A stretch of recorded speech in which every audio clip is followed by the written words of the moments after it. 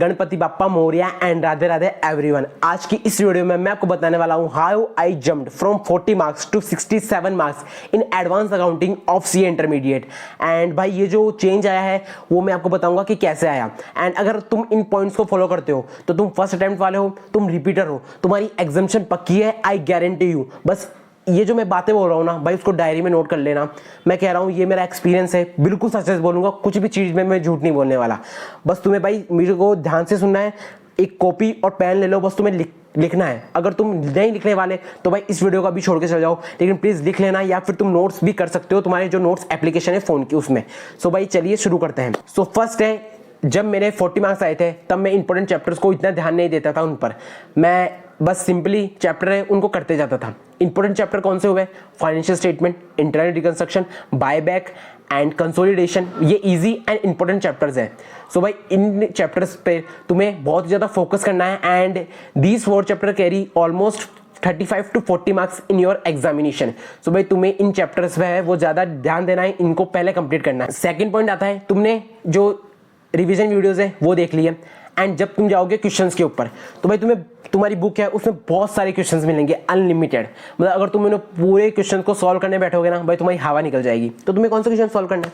जैसे तुमने किसी टीचर की वीडियो देखी, उसमें उसने क्वेश्चन सॉल्व कराए, ऐसी वीडियो देखना है जहाँ क्वेश्चन सॉल्व हो रहे हो, ऐसे रिवीजन वीडियो, क्वेश्चन सॉल्व करवाए, उसने इंपॉर्टेंट क्वेश्चन बताए, उन्होंने इंपॉर्टेंट क्वेश्चन बताए टीचर ने। देन तुमने वो क्वेश्चन तो तुम्हें सॉल्व करनी है डेफिनेटली, जो वो वीडियो में बता रहे हैं उनको छोड़ के।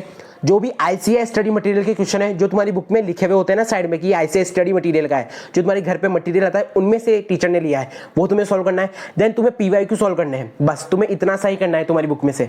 तो जो तुम्हें टीचर बताए वो, एंड आईसीएस स्टडी मटेरियल, और बाकी अननेसेसरी क्वेश्चन होते हैं आरटीपी एमटीपी के तुम्हारे टीचर की बुक में, भाई वो तुम्हें स्किप कर देना है, उसकी कोई नीड ही नहीं है। भाई पॉइंट नंबर 3 है, चूज अ गुड फैकल्टी। तुम्हें अपने एग्जामिनेशन के लिए एक अच्छी फैकल्टी है उसको चूज करना होगा। सो मेरे हिसाब से आपके लिए सबसे बेस्ट चॉइस रहने वाली है सीए वाला बाय पीडब्ल्यू। अगर आपने अभी मई 26 में फाउंडेशन का अटेम्प्ट दिया है एंड अब आप टारगेट कर रहे हो सीए इंटरमीडिएट मई 27, सो आपके लिए सबसे बेस्ट चॉइस रहेगी सीए इंटर उद्देश्य बैच बाय पीडब्ल्यू। इन बैच में आपको 2 ऑप्शन मिलते हैं, एक रेगुलर और एक प्रो। रेगुलर और प्रो बैच का डिफरेंस आपकी स्क्रीन पर शो हो रहा होगा। एंड मेरी मानो तो you should go for pro batch, because उस बैच में आपको एडिशनल फीचर्स मिलते हैं। रेगुलर के तो मिलेंगे ही मिलेंगे features, additional features like hard copy books for all subject, subjective test series. Then आपको मिलते हैं access to upcoming batches, then special खजाना फीचर्स। तो भाई मेरे हिसाब से आपको प्रो बैच की तरफ जाना चाहिए। एंड सीए वाला की रिजल्ट है वो भी काफी प्रॉमिसिंग है। जनवरी 26 में 16 ऑल इंडिया रैंक्स, एंड अभी मई 26 में 12 एआईआर एंड स्टिल काउंटिंग चल रही है। सो भाई एआईआर का सिलसिला तो चालू ही है सीए वाला की तरफ से। सबसे बड़ी बात तो यह है कि सीए वाला लीड करता है इंडिया की सबसे बड़ी सीए एस्पिरेंट कम्युनिटी, तो इससे अच्छी बात तो क्या ही होगी। अगर आप इनके बैच को परचेस करना चाहते हो तो लिंक डिस्क्रिप्शन बॉक्स में मिल जाएगा। सो भाई देर किस बात की, मेरे कूपन कोड को यूज करो एंड बैच को परचेस करो और लाइफ में ग्रो करो। And best of luck for your preparation.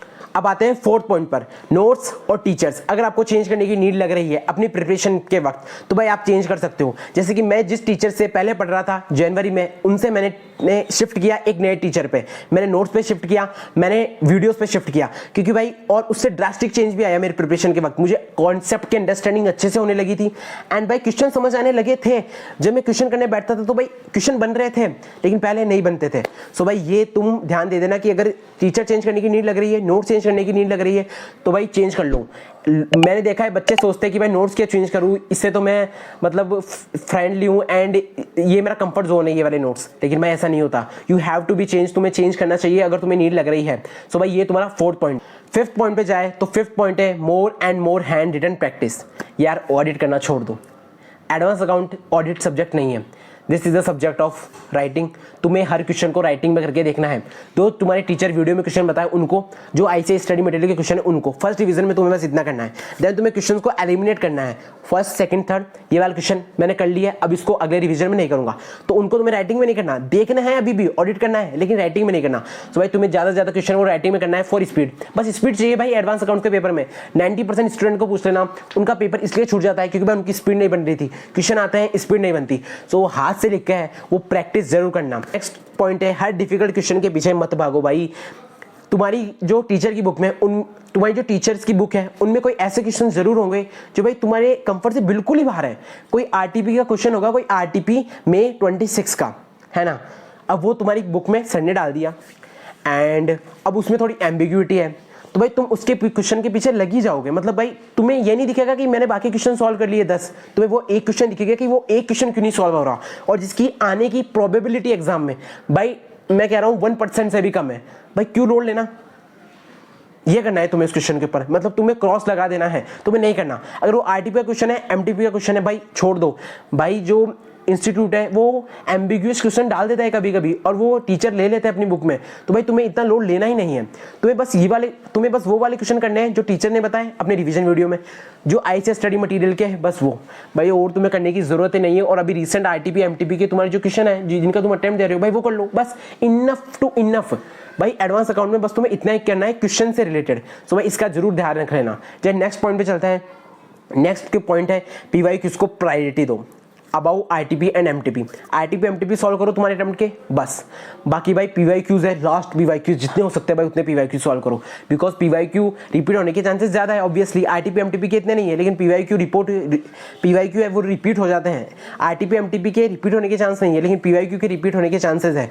सो भाई उनको तुम जरूर प्रैक्टिस कर लेना पीवाईक्यूज को। अब चलते हैं कुछ स्पेसिफिक पॉइंट्स पे, जैसे कि बच्चे बोलते हैं कि ब्रांच अकाउंट को छोड़ दो, कुछ बच्चे बोलते हैं मत छोड़ो। तो मैंने क्या किया था, मैंने ब्रांच अकाउंट्स को लीव किया था, बिकॉज भाई मैं जब एग्जाम तक आया तो भाई मेरे पास टाइम ही नहीं बचा कि मैं ब्रांच अकाउंट को कंप्लीट कर लूँ। मैंने सोचा था कि मैं कर लूँगा इस बार, लेकिन भाई नहीं हो पाया। लेकिन भाई अगर तुम्हारे पास टाइम है तो भाई तुम ब्रांच अकाउंट को कर लेना, बिकॉज 6 मार्क्स कम नहीं होते एंड इजी क्वेश्चन आता है भाई ब्रांच अकाउंट्स का। तो भाई ब्रांच अकाउंट्स को मेरी मानो तो तुम कर लेना अगर तुम्हारे पास टाइम है, लेकिन टाइम नहीं है तो ऐसे मत करना कि कंसोलिडेशन को छोड़ रहे हो एंड तुम ब्रांच अकाउंट्स कर रहे हो, ऐसा तुम्हें बिल्कुल नहीं करना है। तुम्हें जब तुम्हारे पास टाइम हो, तुमने ऑलमोस्ट 80% सिलेबस कंप्लीट कर लिया हो, 20% में तुम्हें ये सारी सिलेबस है वो रखना है, तो ब्रांच अकाउंट्स को भी तुम कर ही लेना।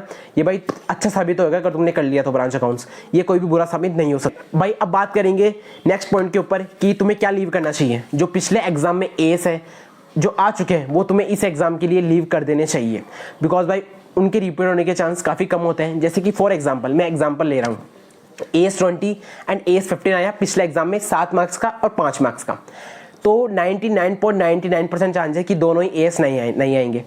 एंड बात करें कि जो 1% चांस होता है कि एस रिपीट हो जाएगा, तो मैं बताऊं जो 7 एंड 5 नंबर वाला है उनमें से कोई एक ही रिपीट होगा। मैं ये ऐसा नहीं हो सकता कि 7 मार्क्स वाला भी रिपीट हो जाए, 5 मार्क्स वाला भी रिपीट हो जाए। अगर तुम्हारी किस्मत ज़्यादा ही कुछ खराब है तो भाई ऐसा हो सकता है, लेकिन भाई मैं प्रोबेबिलिटी बता रहा हूँ, मैंने जैसा किया था एंड मैंने जो लीव किया था उसका मैं बता देता हूँ। AS15 लीव किया, AS20 लीव किया, AS22 लीव किया, ब्रांच अकाउंट्स लीव किया। मैंने 4 चीज़ों को लीव किया था, लेकिन AS22 एग्जाम में आ गया था भाई। डेफिनेटली उसका क्वेश्चन बहुत इजी आया था, वो कोई भी सॉल्व कर लेगा, टैक्स कैलकुलेशन का क्वेश्चन था।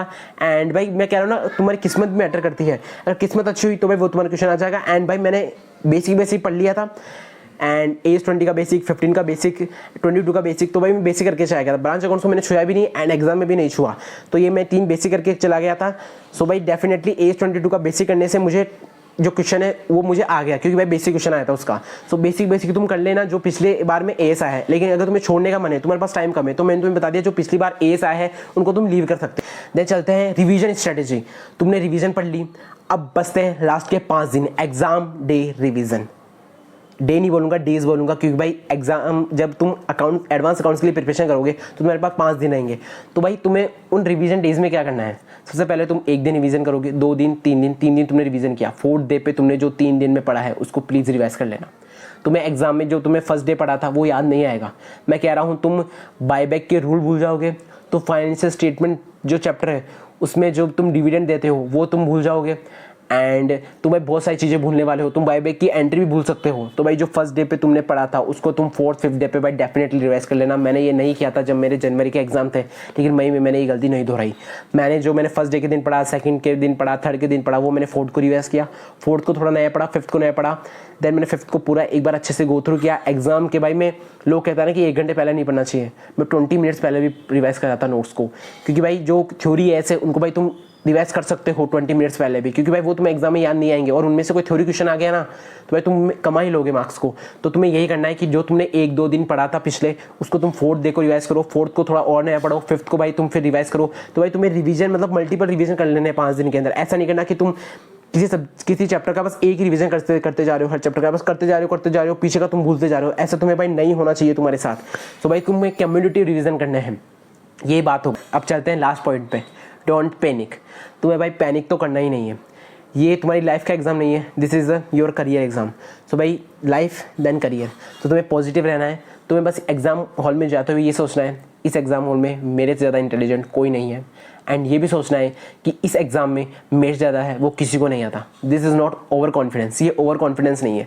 ओवर कॉन्फिडेंस उसको कहते हैं तुम पेपर देखने के बाद है वो सीधा लग जाओ, एंड तुम आगे पीछे का नहीं देखो, एंड तुम बस बैक करते जाओ, तुम्हारा गलत आ रहा है सही आ रहा है ये तुम्हें पता ही नहीं है। तो भाई ये तुम्हें नहीं करना। ओवर कॉन्फिडेंस तुम्हारा एग्जाम के अंदर जाने के बाद नहीं होना चाहिए ये वाला। ये तुम्हें एग्जाम जब तुम खड़े हो एग्जाम सेंटर के बाहर, तब तुम्हारा ये कॉन्फिडेंस आना चाहिए कि मेरे जो हॉल है उसमें मेरे से ज़्यादा इंटेलिजेंट कोई नहीं है, मेरा जो सेंटर है। एग्जाम हॉल में जब तुम जाओगे तो भाई कॉपी, जब तुम्हारे पास पेपर हाथ में आए तो भाई तुम्हारे गॉड को है वो याद करना एंड पेपर लिखना शुरू करना। डेफिनेटली भाई तुम एस कर ही जाओगे। एंड मैंने जो स्ट्रेटेजी बताई, मैंने जो तुम्हें फॉलो करने के लिए कहा है भाई, एक बार फॉलो करके देख लेना, मेरे कमेंट सेक्शन में आ जाना भाई तुम अगले रिजल्ट पे।